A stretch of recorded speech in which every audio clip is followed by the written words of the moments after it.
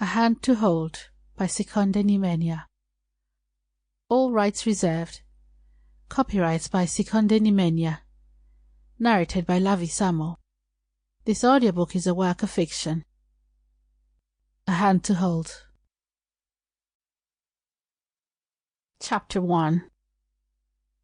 Adina quickly surfed the news channel, looking for the weather report, and landed on Al Roca on NBC.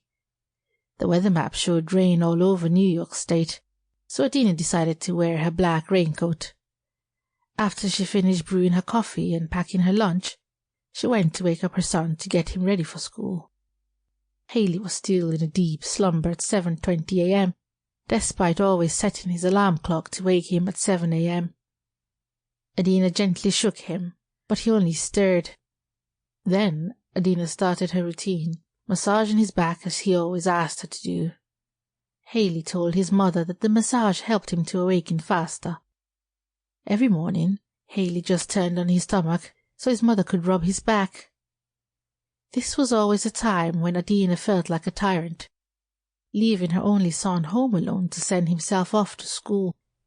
Fortunately, the public school Haley attended on Roosevelt Island was less than a mile away from where they lived on Main Street, in the extension of New York City's Manhattan neighborhood. Geneva, Adina's middle child, had already left for school earlier since she was in high school, and Bella, the oldest one, was a junior at Syracuse University. When Haley had turned 11, he had assured his mother he was big enough to stay home on his own, so his mother could catch the early morning aerial tramway to the subway that would take her to Brooklyn at the Media Express company where she worked.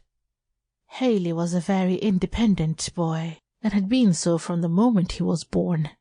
At his birth, unlike most babies, he had surprised everyone when he started sucking his mother's breast milk on the first attempt without any assistance.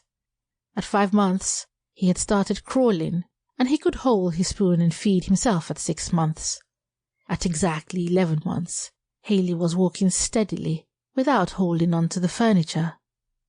At 4 years old, Haley had made his first omelette to everyone's amazement, which had horrified his mother, who worried he could get burnt. He did, sometimes, but fortunately with only minor boo-boos. Everyone was always amazed by how mature Haley was. When his parents got divorced, Haley was 9 years old. Sometimes he wanted to take on manly work so his mother wouldn't feel alone or burdened. But Adina, always protective of her children, often had to draw a line. Sample complete. Ready to continue?